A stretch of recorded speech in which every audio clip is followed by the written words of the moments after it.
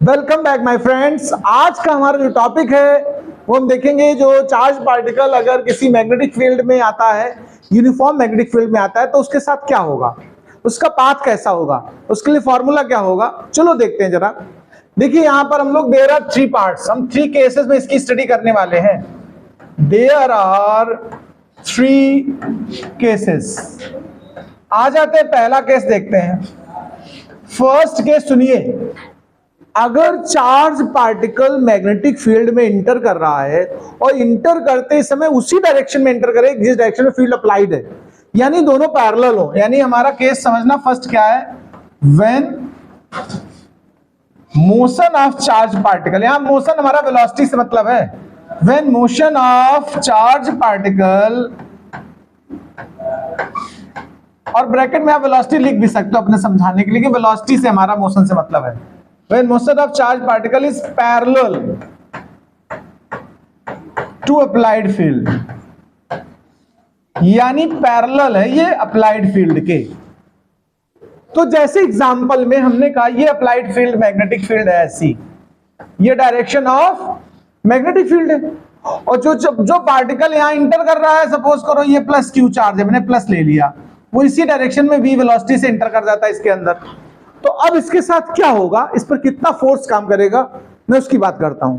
तो देखना जरा ध्यान से समझना, एक चार्ज पार्टिकल उसकी वेलोसिटी और बी में एंटर कर रहा है, तो force acting on this particle अगर मैं आपसे कहूं तो बताओ कितना होगा, force acting on this charge.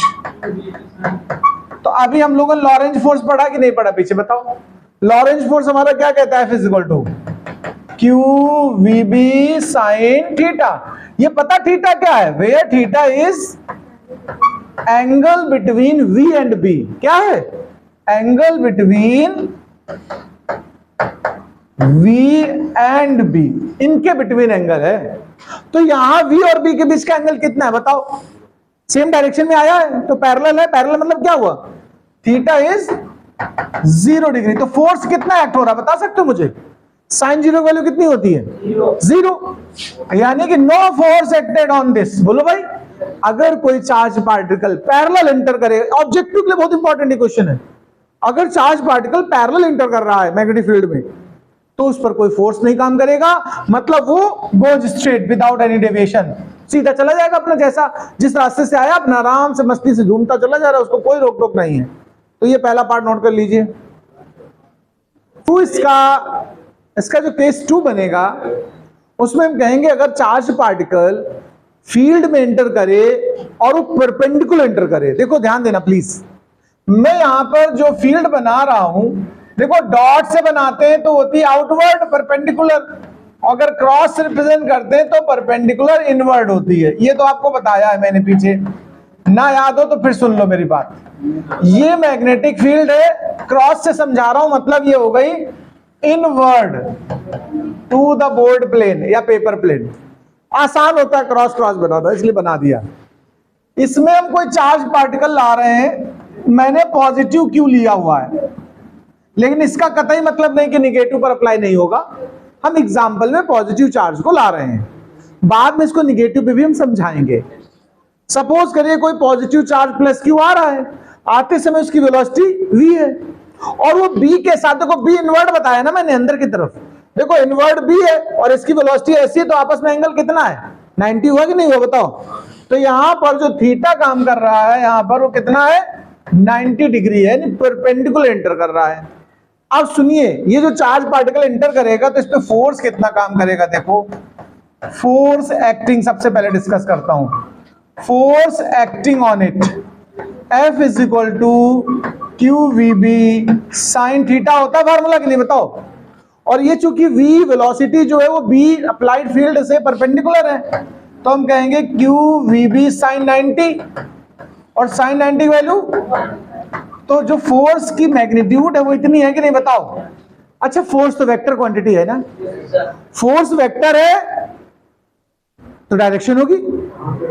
ध्यान देना, मैंने क्रॉस वाला भी फार्मूला सिखाया था, v क्रॉस b, याद है, यानी जो फोर्स होता है वो वेलोसिटी पर भी परपेंडिकुलर होता है और b पर भी परपेंडिकुलर होता है, यानी फील्ड पर।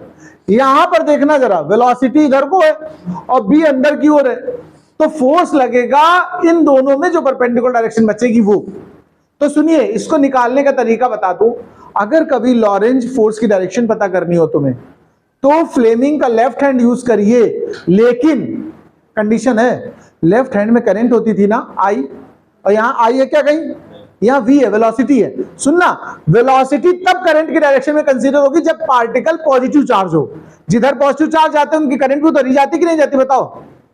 ये तो सुना होगा ना, अगर पॉजिटिव चार्ज मूव कर रहे हो तो करंट की डायरेक्शन कैसी होती है, जिस डायरेक्शन में पॉजिटिव मोशन होता है, और जब इलेक्ट्रॉन मूव करते हैं निगेटिव तो उल्टा होता है। तो सुनिए, फ्लेमिंग लेफ्ट हैंड जब अप्लाई करें, अगर पार्टिकल चार्ज वाला जो पार्टिकल वो पॉजिटिव चार्ज है, तो करंट की डायरेक्शन वेलोसिटी की डायरेक्शन हो जाएगी। लेकिन अगर चार्ज पार्टिकल निगेटिव है, अगर चार्ज पार्टिकल निगेटिव है, तो करंट की डायरेक्शन से अपोजिट वेलोसिटी ली जाएगी। अगर हमने आई इधर माना हुआ तो वेलोसिटी इधर ले लें, या वेलोसिटी इसके साथ लेना चाहते तो करंट उल्टा होता है। करंट हमेशा निगेटिव पार्टिकल की उल्टा फ्लो करती है। इसीलिए मैंने एग्जांपल में क्या मान रखा है, पॉजिटिव चार्ज पार्टिकल, जिससे हम वेलोसिटी को करंट की तरह कंसीडर कर सकें। तो अब सुनिए, फ्लेमिंग लेफ्ट हैंड क्या कहता, फोर्स बी और आई, फादर मदर और चाइल्ड, यानी फोर्स, मैग्नेटिक फील्ड और करंट। तो देखिए, करंट से हमने वेलोसिटी को मैच करा दिया। वेलोसिटी उधर है तो इस फिंगर को करंट की डायरेक्शन यानी वेलोसिटी डायरेक्शन में ले लो, और बी अंदर की तरफ है, देखो ध्यान से, तो हमारा थंब किधर बता रहा है, अपवर्ड बता रहा है, यानी इस चार्ज पार्टिकल पर फोर्स ऊपर की तरफ काम करेगा जब ये चार्ज पार्टिकल यहां होगा। मेरी बात को सुनना जरा, इस जगह एक लॉजिकल डिस्कशन होने वाला है, उस चीज पे गौर करिए। अगर ये चार्ज पार्टिकल इस जगह आया तो फोर्स किधर काम कर रहा है, बताओ, अपवर्ड काम कर रहा है। अच्छा, हम थोड़ी देर के लिए यहां पर कहीं लेट कर ले रहे हैं, अगर चार्ज पार्टिकल यहां होता सपोज करिए, तो बताओ ये फोर्स किधर होता, बी तो अंदर ही रहेगा। अब इसकी वेलोसिटी ऊपर की तरफ है ना, देखो जब वहां पहुंचेगा, तो एक्चुअल में जब चार्ज पार्टिकल एंटर करता है, ध्यान रखिएगा, मैग्नेटिक फील्ड में परपेंडिकुलर, तो एक सर्कुलर पाथ पे आ जाता है। किस पे आ जाता है, देखो यहां वेलोसिटी की डायरेक्शन ऐसी है, देखो, और यहां पर वेलोसिटी अगर ऐसा ले लिया, देखो ध्यान से देखो, वेलोसिटी ऐसी है तो फोर्स अब अंदर हो गया कि नहीं हो गया। देखो जहां जहां ये ट्रेवल करेगा हर बार फोर्स जैसे यहां पहुंचेगा, यानी इस फोर्स की वजह से, ध्यान देना भाई जी, ये जो फोर्स काम कर रहा है हमेशा सेंटर की तरफ डायरेक्टेड होगा। यानी कहने का सीधा मतलब हमारा है कि when a charge particle perpendicularly enter inside the magnetic field, then it goes on circular path, circular track. तो यहां ध्यान देना, इसमें रिजल्ट यही बताने वाला हूं, when charged particle enters in magnetic field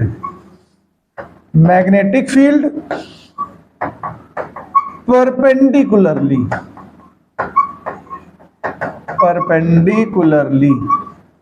then it goes on circular path. किस पे चलेगा ये, सर्कल पर, सर्कुलर पाथ। ये बात नहीं समझ में आई क्या, बताओ मुझे। जैसे जहां भी इंटर करेगा मतलब उस जगह फोर्स हमेशा ऐसे काम करेगा, यानी वेलोसिटी से और बी से परपेंडिकुलर। तो जहां भी जाएगा, जैसे आया तो ऊपर काम कर रहा, ऊपर खींच रहा, वेलोसिटी इधर ले जा रही, तो ना तो ये इधर जा पा रहा ना ऊपर, इसलिए सर्कल पे घूमने लगता बार बार। भाई जैसे आप कोई चीज मिली, गाय है, खूंटे से बांध दीजिए, तो गाय हमेशा बाहर भागने की कोशिश करती है, और वो अंदर तो इस चक्कर में पूरे घूमती रहती है सर्कल। इसी तरह ये ध्यान देना, यहां पर जब वेलोसिटी इधर ले जाना चाहती है और ये फोर्स इधर ले जाना चाहता है, तो मोशन कहां पाता है, ऐसे बीच से निकलता है, हर बार हर पॉइंट पे ऐसे घूमता घूमता घूमता घूमता उसे फाइनली एक सर्कल पे आना होगा। अब यहां एक रिजल्ट समझना, कंपैरिजन बता रहा हूं। अगर चार्ज पार्टिकल इलेक्ट्रिक फील्ड में एंटर करता परपेंडिकुलरली, आपको याद है charge particle inside electric field trajectory कैसी होती है, किसी को पता है trajectory of charge particle inside electric field? Electric field में पैराबोलिक होती है। कैसी होती है, ये नोट में लिख लेना, trajectory of charge particle, trajectory of charge particle inside electric field, parabolic. कैसी होती है, और वही चार्ज पार्टिकल अगर मैग्नेटिक फील्ड में है तो ट्रेजेक्टरी कैसी है, सर्कुलर है। इसको नोट कर लीजिए। अब देखिए हमने इतना तो यहां कंफर्म कर लिया कि अगर कोई चार्ज पार्टिकल मैग्नेटिक फील्ड में परपेंडिकुलर एंटर करेगा तो उस सर्कुलर पाथ पे आ जाएगा। अब उस सर्कल पे आने के बाद कितनी रेडियस बनाएगा ये हम पता करना चाहते हैं, इसकी रेडियस। तो सुनिए जरा, ये जो मैग्नेटिक फोर्स है वो अंदर की तरफ यानी सेंटर की तरफ काम कर रहा है कि नहीं कर रहा बताओ। और सेंटर की तरफ जो फोर्स काम करता है उसको हम क्या बोलते हैं, सेंट्रीपिटल फोर्स। तो हम कहेंगे this magnetic force provide centripetal force. अच्छा, यानी जो मैग्नेटिक फोर्स है वही बन गया सेंट्रीपिटल फोर्स। और मैग्नेटिक फोर्स अभी हमने क्या निकाला था, QVB। देखो, और सेंट्रीपिटल फोर्स का फार्मूला क्या होता है, mv²/r। यहां से हम लोग ट्रेजेक्ट्री की रेडियस का फार्मूला डिस्कस करने वाले हैं, डेवलप करने वाले हैं। तो देखो v से एक भी कैंसिल हो गया, r इज इक्वल टू तैयार हुआ हमारा mv/qb। ध्यान रखिए अगर कोई प्रॉब्लम या न्यूमेरिकल प्रॉब्लम आती है और ऐसा कुछ क्वेश्चन आता है कि मैग्नेटिक फील्ड में एक चार्ज पार्टिकल एंटर कर रहा है, वेलोसिटी गिवन है, परपेंडिकुलर एंटर कर रहा है, तो पाथ का रेडियस फाइंड करिए, तो आप फार्मूला क्या लगाएंगे, mv/qb। ये फार्मूला होगा, इसको नोट करें, फिर आगे की बात करता हूं। देखो टाइम टेकन अगर पता करना हो, एक रिवोल्यूशन का जो टाइम होता है, यहां से सपोज करो घूमना शुरू किया और घूमते घूमते एक रिवोल्यूशन पूरा हो गया, तो उसको हम लोग टाइम पीरियड बोलते हैं। तो टाइम पीरियड अगर ऑब्टेन करना चाहें तो आप कैसे कर सकते हैं, देख लीजिए, टाइम पीरियड फॉर पार्टिकल। अच्छा, एक पूरा ऑर्बिट करने का मतलब कितना कवर करेगा, 2πr डिस्टेंस, और टाइम पीरियड तो निकाल ही रहे हैं, तो डिस्टेंस अपन स्पीड होता है कि नहीं होता बताओ, तो 2πr/v हो गया। अच्छा, 2π/v तो ऐसे रहने दो, और रेडियस का भी फार्मूला निकाला हम लोगों ने, क्या निकला था, mv/qb। v से v कैंसिल कर दो, तो टाइम पीरियड का रिजल्ट क्या बन के आया, देखो 2πm/qb। अगर कभी टाइम पीरियड फाइंड करना हो इनसाइड मैग्नेटिक फील्ड तो आप इसका यूज करेंगे। अगर फ्रीक्वेंसी फाइंड करनी हो कभी, तो फ्रीक्वेंसी तो आपको पता ही होगा, inverse of the time period होता है। फ्रीक्वेंसी क्या होती है, inverse of the time period. तो ये QB/, क्या बन जाएगा, 2πm। बोलो भाई, फ्रीक्वेंसी को f लिख दो, n लिख दो, जो तुम्हारा मन हो सिंबल लिखने का वो लिख लो। तो ये हमारी फ्रीक्वेंसी आ गई हर्ट्ज में। बोलो भाई, हर्ट्ज। ये टाइम पीरियड हो जाता है सेकंड में, सपोज करो, इसको नोट कर लो, ये सब फार्मूले बन रहे। केस थर्ड समझ लेना, अगर वेलोसिटी v, ध्यान देना प्लीज, अगर वेलोसिटी यानी इंटर करने की जो डायरेक्शन है वो और जो अप्लाइड फील्ड है वो दोनों आपस में थीटा एंगल बना रहे हो। देखो फर्स्ट केस में 0 एंगल लिया था मैंने, स्पेसिफाइड था, फिर 90 लिया परपेंडिकुलर, वो भी स्पेसिफाइड है। अगर जनरल हो जैसे 40 डिग्री, 45 डिग्री, 30 डिग्री, ऐसे कोई क्वेश्चन हो, तब क्या सिचुएशन आएगी, मैं उस पर बात करता हूं, सुनिए और समझिए। सपोज करिए एक डायरेक्शन वेलोसिटी की है और एक डायरेक्शन मैग्नेटिक फील्ड की है, हमने ऐसे लेट कर लिया, और इनके बीच का एंगल हमने ले लिया है थीटा। ध्यान से बात को समझना। सपोज कर लीजिएगा ये हो गया हमारा वेलोसिटी और ये हो गया b। अब जरा गौर से देखना, जो मेन मुद्दा अब यहां पर मेन डिस्कशन हो रहा है, अगर वेलोसिटी v और applied field b, case third हम कह रहे थे वेलोसिटी v और b आपस में अगर कोई एंगल बना रहे हैं थीटा, तब सिचुएशन समझना। इस वेलोसिटी का अगर हम लोग कंपोनेंट डिवाइड कर दें, जैसे आप लोगों ने पढ़ा होगा वेक्टर में, तो देखो इस v का एक कंपोनेंट इस तरफ आएगा और एक इसके परपेंडिकुलर आएगा। देखो जो इसकी डायरेक्शन में आएगा वो हॉरिजॉन्टल कंपोनेंट होगा कि नहीं होगा बताओ, इसको हम कहेंगे v cos थीटा, कहेंगे कि नहीं कहेंगे बताओ। और जो इस तरफ आएगा ये परपेंडिकुलर कंपोनेंट या वर्टिकल कंपोनेंट है, इसको हम लोग क्या बोलते हैं, v sin थीटा। पहले इतनी बात समझ लेना, अगर वेलोसिटी और b आपस में कोई पर्टिकुलर एंगल थीटा बना रहे हैं तो डिस्कशन लेने के लिए हमें वेलोसिटी को दो पार्ट में ब्रेक करना पड़ा। एक इस तरफ आ गया हॉरिजॉन्टल कंपोनेंट, डायग्राम को थोड़ा और क्लियर बना देते हैं, जरा एक मिनट रुक जाओ तुम लोग, ऐसे समझने में दिक्कत हो रही है, एकदम स्ट्रेट बना देते हैं, ऐसे समझ लीजिएगा जरा। सपोज करिए ये एकदम डायरेक्शन ये वाली हमने b के लिए ले ली, किसके लिए, और जो v है वो इसमें इस तरफ से ऐसे एंटर करता है, ये थीटा एंगल है। v वेलोसिटी वेक्टर क्वांटिटी है, इसके कंपोनेंट डिसॉल्व हो सकते हैं कि नहीं बताओ? अगर इसके कंपोनेंट डिवाइड करोगे, एक कंपोनेंट यहाँ आएगा जिसको हम लोग parallel component of the B कहेंगे या हॉरिजॉन्टल कंपोनेंट कहेंगे, उसमें क्या लगेगा? cos theta. और जो इस तरफ जाएगा वो परपेंडिकुलर होगा किसके साथ? b के साथ। या इसी को वर्टिकल कंपोनेंट कहेंगे, वो क्या होगा? v sin theta. इसमें तो कोई डाउट होगा नहीं, वेक्टर पढ़ा चुका हूं कंपोनेंट डिवाइड करना। इसको बोलते हैं रिजोल्यूशन ऑफ अ वेक्टर। अब जरा सुनिएगा, दो तरह की वेलोसिटी का फैक्टर यहां पर काम कर रहा है। एक वेलोसिटी पैरेलल टू बी है और एक वेलोसिटी परपेंडिकुलर टू बी है। जरा ध्यान देना, हम कहेंगे here velocity have two component, here we have two component, one v parallel is parallel to b। देखो ये पैरेलल है b के साथ, तो इसकी वजह से जो चार्ज पार्टिकल है वो कैसा चलेगा? तो हमने कहा था v पैरेलल है, ओके, पैरेलल टू b। अब पैरेलल जब होता है, फर्स्ट केस आप वापस सोचो जाके, अगर वेलोसिटी b के पैरेलल है तो वायर, वो जो चार्ज पार्टिकल होगा उस पर कोई फोर्स काम करेगा? नो फोर्स एक्टेड, मतलब वो स्ट्रेट चला जाएगा। तो इस कंपोनेंट की वजह से गोज स्ट्रेट, पार्टिकल स्ट्रेट जा रहा है। अच्छा चलिए ठीक है। अब दूसरा कंपोनेंट सुनिए, second one,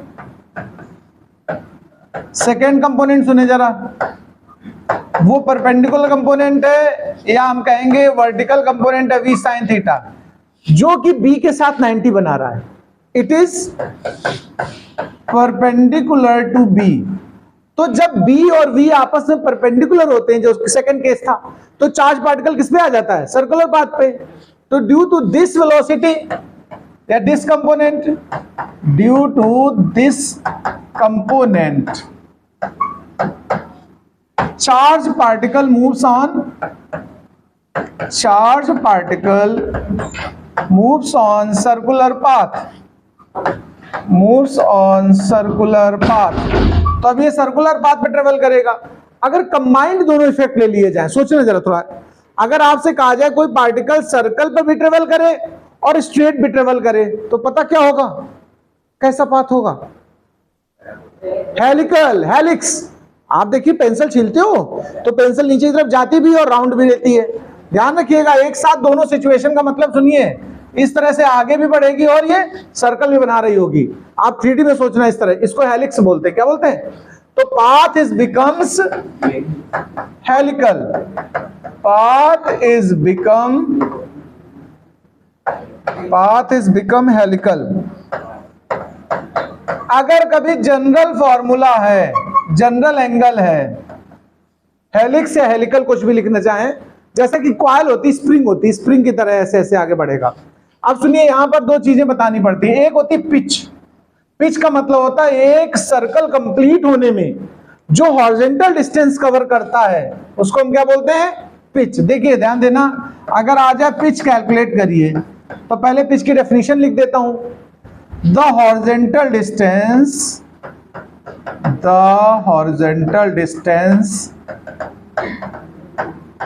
covered by charge